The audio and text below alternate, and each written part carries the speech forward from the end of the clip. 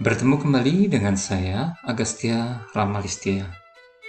Masih dalam sesi yang sama berkaitan dengan mengabah atau kita kenal dengan istilah lain, conducting.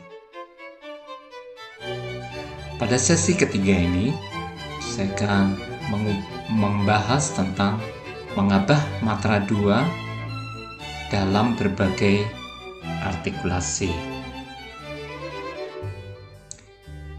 Nah, hal yang perlu kita ketahui sebelum kita nanti akan masuk atau mengenal bagaimana mengondak lagu berpola 2, yang perlu kita ketahui bahwa pada saat kita mengabah, kita perlu membayangkan setidaknya ada bingkai atau ada ruang imajiner yang membatasi ruang gerak tangan kita, sehingga tangan kita tidak bergerak terlalu ke kanan atau terlalu kiri atau terlalu ke atas dan ke bawah.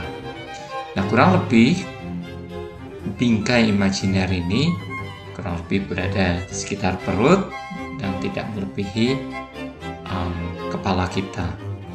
Kemudian kiri dan kanan mungkin kita bisa bayangkan sekitar setengah lengan tangan kita, baik ke kanan dan ke kiri.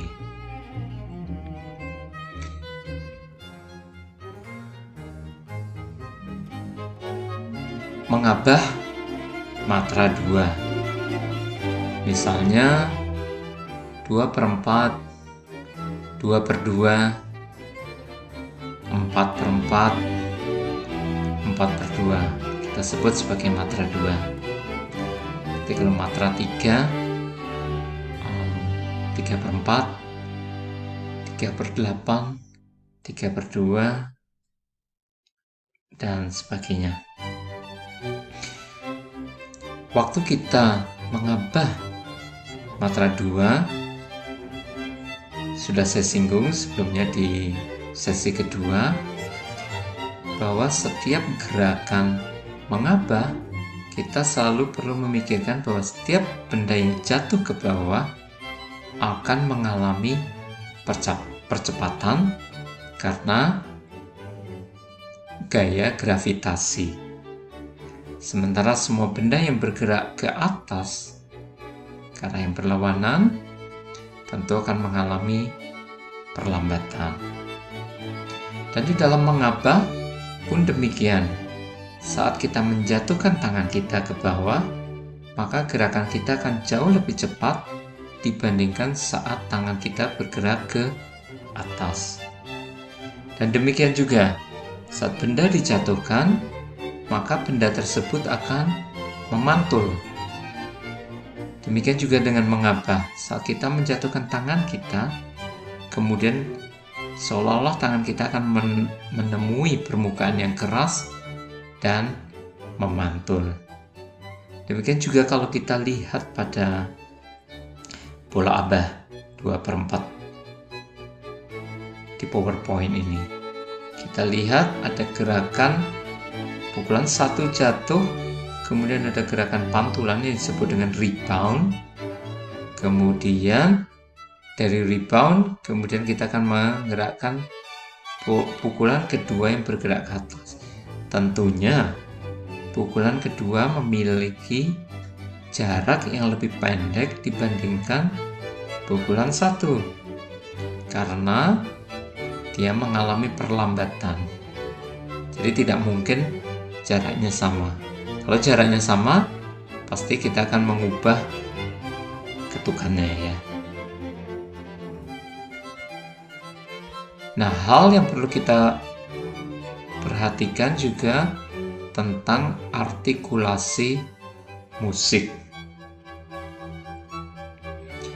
Yang pertama disebut dengan karakter legato. Gerakan tangan pada musik berkarakter legato sepenuhnya bergantung pada hubungan yang terkendali di antara setiap titik pukul atau yang disebut dengan iktus. Untuk menjaga dan mempertahankan alur yang menyambung tersebut, berat iktus maupun ketajaman gerakan pantul dikurangi. Pada musik berkarakter legato, lengan berfungsi lebih dominan, sementara gerakan pergelangan tangan dikurangi. Bila diamati secara seksama, gerakan tangan pengabah seolah-olah nampak seperti menyeret dari satu titik pukul atau iktus ke titik pukul lainnya.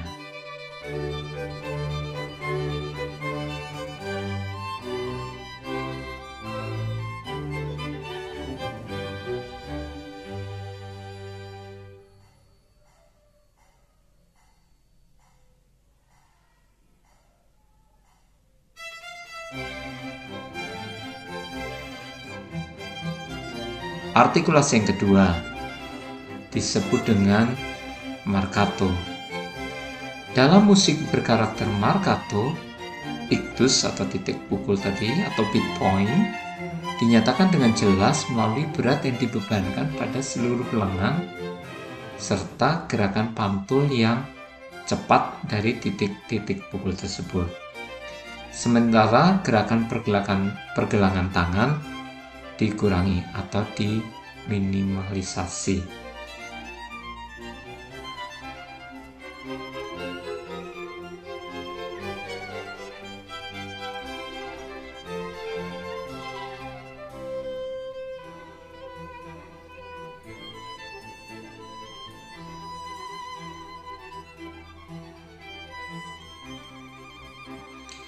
Berikutnya, kita mengenal yang disebut dengan leggero.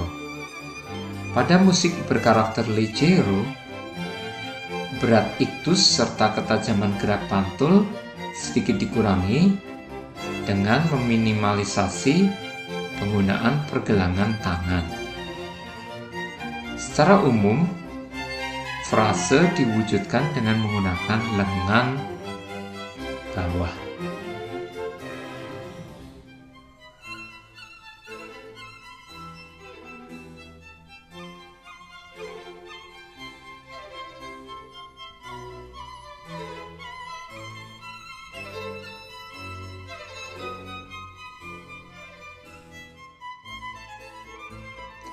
Dan yang terakhir, kita berbicara tentang staccato. Berbeda dari musik berkarakter marcato, gerakan tangan pada musik berkarakter staccato sebaliknya jauh lebih ringan dan terpatah-patah atau terputus-putus. Secara umum, iktus pada gerakan staccato jauh lebih ringan dibandingkan iktus atau beat point atau titik pukul pada gerakan marcato. Gerakan tangan pada musik berkarakter staccato sepenuhnya diatur oleh pergelangan tangan.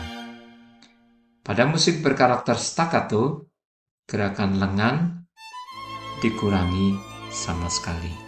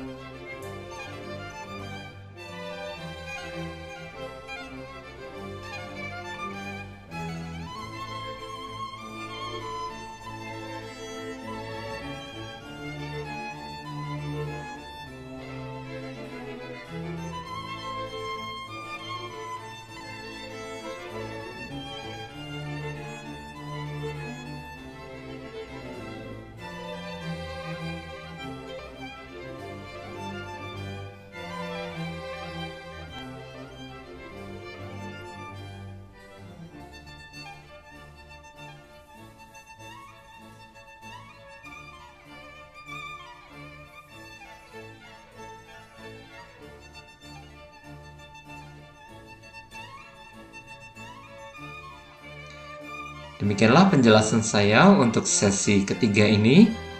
Semoga bermanfaat bagi kawan-kawan semua. Sampai berjumpa di episode berikutnya.